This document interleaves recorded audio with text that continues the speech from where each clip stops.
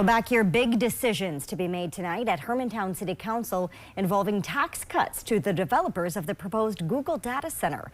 As we've reported last week, the city of Hermantown will be holding a public hearing tonight.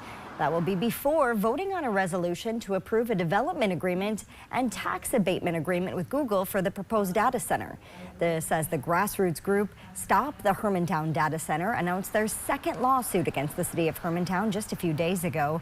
That group alleges that the city's rezoning of the Adolph neighborhood was in bad faith, saying they changed part of that neighborhood from a residential area to a business manufacturer zone. So as far as we're concerned, those decisions were arbitrary and capricious, were made in bad faith, and that means that those decisions should not stand. Hermantown city leaders say they don't comment on pending litigation. Meanwhile, city officials also said that Google representatives will be at the public hearing to answer questions tonight.